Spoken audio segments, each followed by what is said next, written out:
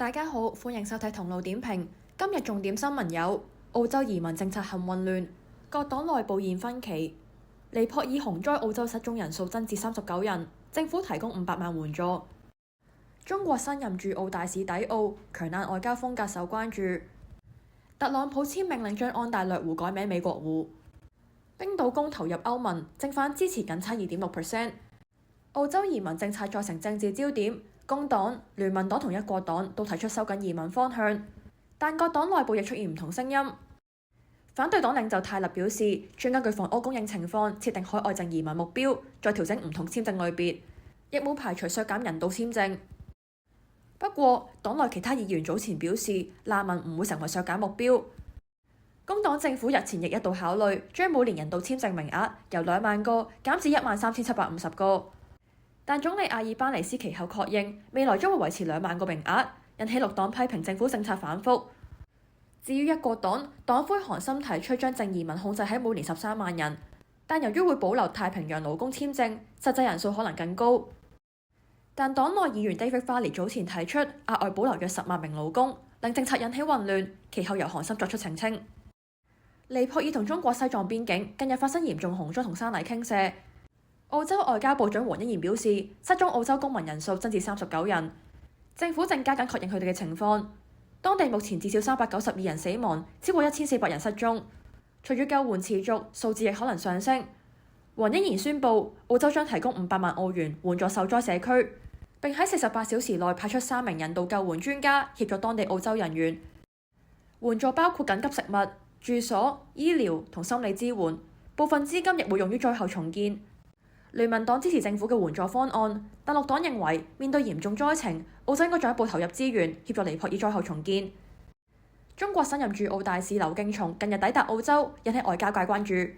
部分中國問題觀察人士形容佢立場強硬，甚至稱佢為戰狼外交官。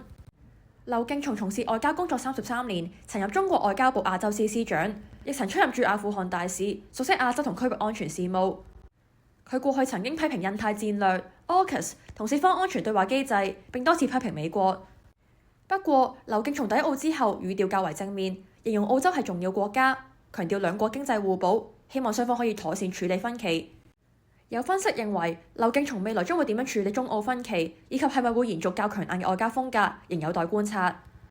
美國總統特朗普簽署行政命令，要求將美國同加拿大邊境嘅安大略湖改名為美國湖，並要求官方地名資料庫喺30日內完成更名。特朗普批評加拿大多年嚟喺貿易上佔美國便宜，今次改名被視為兩國貿易戰升級之際，美國施加政治壓力嘅最新舉動。不過，加拿大拒絕承認新名稱。總理卡尼表示，安大略湖名稱源自原住民語言，歷史早於兩國成立。紐約州州長霍楚亦表明唔會使用美國湖呢個名稱。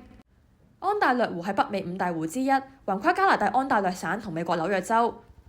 今次改名亦被指同特朗普上年將墨西哥灣改稱美國灣嘅做法相似。冰島將會喺29號舉行全國公投，決定係咪會重新啟動加入歐盟嘅談判。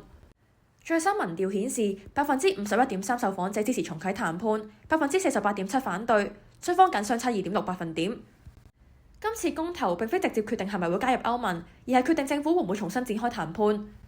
如果支持方勝出，最快喺今年年底可以恢復談判，但之後仍需就漁業、農業、貨幣同主權等議題達成協議，再舉行公投決定係咪真係正式入歐。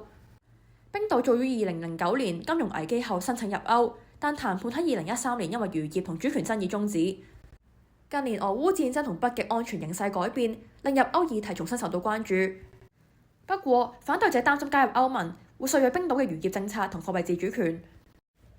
多謝大家收睇同路點評，每日快速掌握澳洲視角、世界焦點，記得訂閱啦！我哋下次再見。